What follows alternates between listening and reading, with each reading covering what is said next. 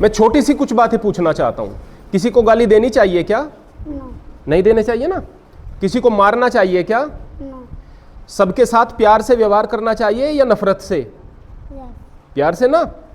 हमने बड़ों का कहना मानना चाहिए? नहीं मानना चाहिए। हमें सभ्यता से रहना चाहिए या गंदे तरीके से? सभ्यता से। अब यह बताइएगा कि हमें अपने मन को वश में करके रखना चाहिए या जो भी मन में आए बस वही करते रहना चाहिए? वश में करके रखना चाहिए ना। अच्छा, यह भी बताइएगा कि हमें सबके साथ छोटे बड़े का भाव रखना चाहिए या सबके साथ प्यार से रहें, बराबरी का भाव रखें? बराबरी का भाव रखें, है ना। हमें ईश्वर में विश्वास रखना चाहिए या नहीं रखना चाहिए? रखना चाहिए ना। पक्की बात। प्यारे बच्चों, अब बैठ जाओ आप। प्यारे बच्चों और जो बड़े हैं, मैं उन सबसे एक बात पूछना चाहता हूं। दुनिया में कोई एक धर्म की किताब खोलकर दिखा दो, दुनिया में एक धर्म की किताब खोलकर दिखा दो कोई, जिसमें इन बातों के अलावा कोई बात लिखी हुई हो और वो अच्छी बात हो। समझ में आया? दुनिया में कोई एक धर्म की किताब मुझे खोलकर दिखा दो, मैं चैलेंज करता हूं कि इन बातों के अलावा कोई अच्छी बात धर्म में आती है। हम क्या करते हैं कि हम जाते हैं एक धर्मगुरु के पास। किसके पास? धर्मगुरु के पास। धर्मगुरु क्या बताएगा आपको कि बृहस्पतिवार को बाल नहीं धोने चाहिए। गंदी बात है ना, धोने चाहिए रोज भाई, नहाओ जब भी मन आए तब नहाओ। शनिवार को नाखून नहीं काटने चाहिए। यह धर्म है क्या? यह धर्म नहीं है, यह धर्म नहीं है बच्चों। ये चीजें हमें बनाती हैं गुलाम। क्या बनाती हैं? ये चीजें हमें गुलाम बनाती हैं, मानसिक गुलाम बनाती हैं। धर्म की जो अच्छी बात है वो एक छोटे से बच्चे को भी पता है। धर्म की जो अच्छी बात है एक छोटे से बच्चे को भी पता है। पक्की बात। बाकी जो धर्म की किताबें हैं वो क्या काम करती हैं? वो हमें आपस में लड़ाती हैं। क्या करती हैं? लड़ाती हैं। धर्म केवल इतना होता है प्यारे बच्चों। समझ में आया? अब हम लोगों को क्या बनना है? धार्मिक बनना है। अब मैं एक बात आपसे बताना चाहता हूं ताकि हम इस आजादी के महोत्सव को यहां पर मनाने के लिए जो एकत्रित हुए हैं इसको आप समझ सकें। प्यारे बच्चों, अगर प्रत्येक देशवासी एक दूसरे से प्यार करने लग जाए, प्रत्येक देशवासी एक दूसरे की इज्जत करने लग जाए, सभी अपने कर्तव्यों को समझे, कहीं गंदगी ना फैलाएं, सभी देशभक्ति का भाव रखें, कहीं पर भ्रष्टाचार ना हो, है ना, सभी लोग एक दूसरे का सम्मान करें, अगर किसी के साथ बुरा होता है तो उसके साथ खड़े होकर के उसको न्याय दिलाने का काम करें, तो फिर क्या होगा? देश तरक्की करेगा। और जब देश तरक्की करेगा फिर क्या होगा? फिर हम विश्वगुरु बन जाएंगे। विश्वगुरु बन जाएंगे तो यकीनन हमारे जो देश के टुकड़े हमसे अलग हुए थे वो फिर से भारत में जुड़कर एक अखंड भारत का निर्माण कर देंगे, है ना। यानी कि पाकिस्तान क्या हुआ था? हमसे अलग हुआ था ना प्यारे बच्चों। बांग्लादेश हमसे बाद में अलग हो गया, पहले तो पाकिस्तान ही था वो। तो ये फिर से एक हो जाएंगे। कैसे हो जाएंगे? हमारे देश का एक हिस्सा जिसको पीओके बोलते हैं, पाक ऑक्युपाइड कश्मीर, जो पाक ऑक्युपाइड कश्मीर है वहां पर क्या है? वहां कोई सुविधा नहीं है, वहां पर शिक्षण संस्थान बेहतर नहीं है, वहां पर मेडिकल फैसिलिटीज नहीं है, वहां लोगों को सुरक्षा नहीं है। अब वो पीओके वाले लोग कह रहे हैं कि हम तो कश्मीर में मिलना चाहते हैं, हम तो आजाद कश्मीर जो हमारा बना था, जिसको पीओके बोलते हैं, इसमें नहीं रहना चाहते। कहां रहना चाहते हैं? हम रहना चाहते हैं, भारत के साथ मिलना चाहते हैं। क्यों कहने लगे? क्योंकि वहां तरक्की दिखाई दी। क्या दिखाई दिया? तरक्की दिखाई दी। धारा 370 हटने के बाद, जब आतंकवाद वहां से खत्म हो गया उसके बाद, जब सड़कें वहां अच्छी बन गई उसके बाद, जब वहां पर मेडिकल फैसिलिटीज अच्छी हो गई उसके बाद, जब वहां शांति व्यवस्था हो गई उसके बाद, बराबर के एक राज्य को भी लगा कि भाई हम तो भारत का हिस्सा होते तो हम भी सुखी होते, है ना। तो तरक्की से क्या होता है? देश मजबूत होता है। क्या होता है? और शासन कितना बेहतर हो जाएगा कि सभी लोग सुखी हो जाएंगे। जाहिर सी बात है। लेकिन प्यारे बच्चों, अगर हम सबके साथ प्यार से रहें, क्या यह कठिन बात है? कठिन बात तो नहीं है। कभी गाली गलौच ना करें, कठिन बात तो नहीं है। अगर किसी के साथ बुरा हो रहा है इंसाफ की बात कर दें, कठिन बात तो नहीं है। बहन बेटियों को बहन बेटी की नजर से देखें, कठिन बात तो नहीं है। कैसे काम है ये आसान काम है। और कमाल की बात, हम ये आसान काम नहीं करते। और जब आसान काम नहीं करते तो क्या हो जाते हैं? गुलाम हो जाते हैं। पीछे हट जाते हैं, पिछड़ जाते हैं। अभी कावड़ यात्रा हुई, अच्छी बात है भाई, धार्मिक यात्रा है, लेकिन कावड़ यात्रा में 7,000 मीट्रिक टन कचरा हरिद्वार में छोड़ करके कावड़िए चले गए। कई बोतलें पड़ी हुई हैं, कई बोतलों में पेशाब करके वहां पर डाला हुआ है, कहीं पर बहुत सारी गंदगी और फैलाई हुई है। हम भी गए थे भाई कावड़ के लिए, जाना चाहिए, जाना चाहिए, कोई दिक्कत की बात नहीं, पर साफ सफाई का ख्याल तो रखना चाहिए, नहीं रखना चाहिए, सभ्यता का ख्याल रखना चाहिए, नहीं रखना चाहिए। जब इतने सारे लोग कहीं पर जाएंगे, अगर एक शहर गंदा भी है, वहां से एक एक चीज गंदगी की उठाकर लेकर आएंगे तो शहर कैसा हो जाएगा? अच्छा हो जाएगा। और अगर एक एक चीज गंदगी की छोड़कर चले आएंगे तो शहर कचरे का ढेर बन जाएगा, है ना? तो अगर हमारे साथ में इतनी सेंस नहीं है, हमारे मस्तिष्क में इतनी समझ नहीं है, तो फिर क्या होगा भाई? हमारा देश पिछड़ जाएगा। अब कमाल की बात, जब भी किसी के साथ झगड़ा होता है तो झगड़े में लड़ाई हो जाएगी, मार पिटाई हो जाएगी, है ना? जब मार पिटाई हो जाएगी तो जो पीड़ित व्यक्ति है वो किसके पास जाएगा? पुलिस के पास। पुलिस क्या करेगी? इंसाफ नहीं करेगी। ध्यान रखना बच्चों, पुलिस इंसाफ नहीं करेगी। पुलिस क्या करेगी? पुलिस देखेगी कि कौन से पक्ष से हम ज्यादा पैसा ले सकते हैं, कौन से पक्ष को हम ज्यादा लूट सकते हैं। अगर वो आदमी जो जुल्म कर रहा है वो ज्यादा पैसा देगा और जो पीड़ित व्यक्ति है वो व्यक्ति वहां फरियाद लेकर जाएगा, जो पीड़ित व्यक्ति है ना, जिसके साथ बुरा हुआ है, पुलिस उसी को अंदर कर देगी, उसी की पिटाई कर देगी, उसी के साथ अत्याचार कर देगी। फिर केस कहां जाएगा? अदालत में। अदालत में क्या करते हैं? जज न्याय करते हैं? नहीं, न्याय नहीं करते हैं। वहां तारीखें लगती रहती हैं और जो पैसे वाला आदमी है वो गरीब आदमी को परेशान करता है। न्याय मिलता है क्या वहां? वहां न्याय नहीं मिलता है। जज भी न्याय नहीं करते हैं। जब जज न्याय नहीं करेंगे तो आम आदमी क्या होगा? वो परेशान हो जाएगा। परेशान हो जाएगा तो फिर क्या होगा?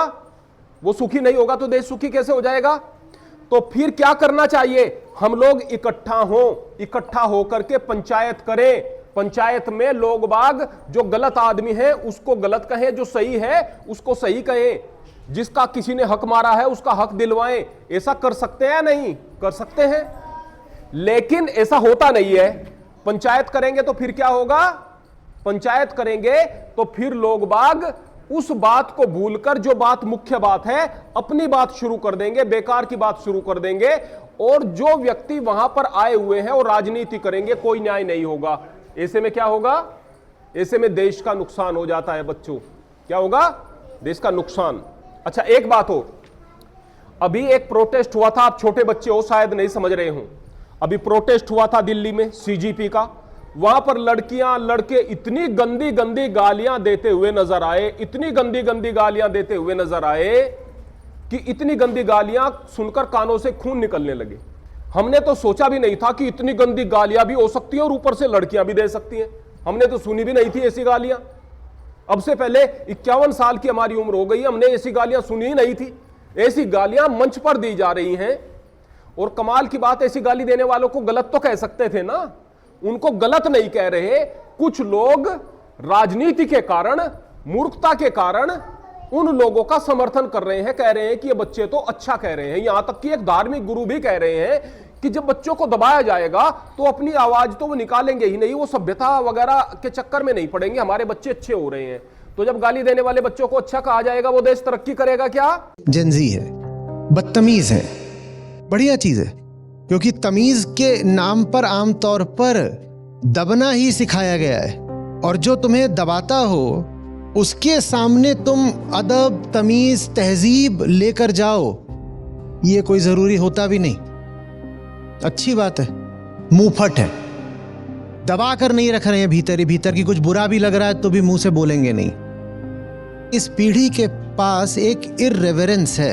इर्रेवरेंस समझते हो? सम्मान देने की मजबूरी से मुक्त है कि सम्मान देना ही देना है, झुको, भले ही भीतर से इज्जत करते हो कि नहीं पर झुको जरूर। इस बोझ से मुक्त है ये आपकी जेनजी। और जब धर्मगुरु उनको अच्छा कहेंगे तो देश तरक्की करेगा क्या? लेकिन धर्मगुरु उन्हें अच्छा क्यों कह रहे हैं?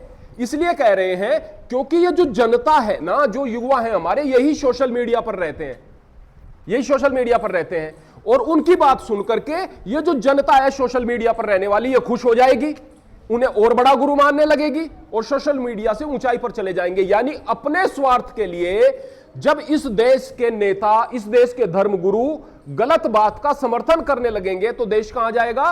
पीछे हट जाएगा, है ना। गलत को गलत और सही को सही कहें, इस बात को भूलकर कि ये किस पार्टी के पक्ष में हो या किसके विपक्ष में बात जा रही है। बुरे को बुरा और अच्छे को अच्छा कहें, है ना। तो ये क्या होगा? ये होगी देश सेवा। अब हम कहते हैं कि हमें धर्म की रक्षा करनी है।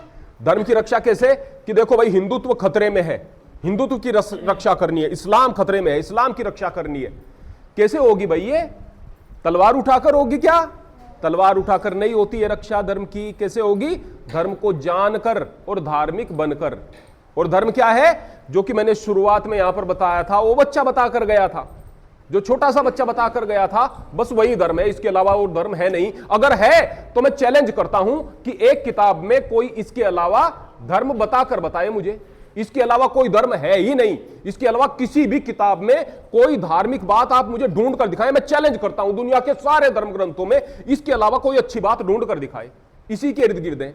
तो धर्म क्या है? इतना छोटा सा है कि धर्म की सारी शिक्षाएं 2 मिनट में खत्म हो जाएं, 2 मिनट में। 2 मिनट से लंबा है नहीं। और कितनी बड़ी किताबें हम पढ़ते रहते हैं सारा दिन, और उसके बाद भी धार्मिक नहीं, उसके बाद भी पढ़े हुए किस चीज में है? कि देखो भाई, इसके अंदर तो भूत आ गया, इसके अंदर तो प्रेत आ गया, इसके अंदर तो माता आ गई, है ना। ये क्या है? ये मूर्खताएं हैं। और जो पढ़े लिखे लोग भी इस प्रकार की मूर्खताओं में पढ़ते हैं प्यारे बच्चों, वो क्या कर रहे हैं? अपना भविष्य बर्बाद कर रहे हैं और देश का भविष्य बर्बाद कर रहे हैं। तो देश को मजबूत बनाने के लिए, देश को अनुशासित बनाने के लिए, देश को आत्मनिर्भर बनाने के लिए और देश को तरक्की के मार्ग पर आगे लेकर चलने के लिए, देश के विकास के लिए सबसे पहले किस चीज की जरूरत है? सबसे पहले जरूरत है आपके बौद्धिक विकास की, आपकी समझ की, देशवासियों के समझ की। जो टीचर्स हैं वो इस बात को समझें कि बार बार बच्चों को वो बातें बताएं, बार बार, जिससे कि वो धीरे धीरे उनके संस्कारों में आए। पहले टीचर्स को समझना होगा। हम लोग क्या थे? हम लोग सोने की चिड़िया कहा जाता था, हमें भारतवर्ष को सोने की चिड़िया कहा जाता था। वैद्यक में हम बहुत आगे थे। सुश्रुत जैसे हमारे सबसे पहले शल्य चिकित्सक यानी ऑपरेशन करने वाले व्यक्ति जो डॉक्टर के रूप में, वैद्य के रूप में थे, भारत में थे। यहां भगवान धन्वंतरी वैद्यक शास्त्र के, यानी जो मेडिकल साइंस है, उसके जनक माने जाते हैं। सुश्रुत जैसे, चरक जैसे, धन्वंतरी जैसे बड़े बड़े वैद्यक शास्त्र को जानने वाले लोग यहां मौजूद थे। बड़े बड़े वैज्ञानिक यहां पर थे। देश तरक्की कर रहा था, बहादुर लोगों की कमी नहीं थी। उसके बाद भी हम लोग गुलाम हुए। सवाल यह नहीं कि हम 15 अगस्त 1947 को गुलामी से आजाद हुए। सवाल यह कि हम बार बार गुलाम क्यों हुए? बार बार गुलाम क्यों हुए?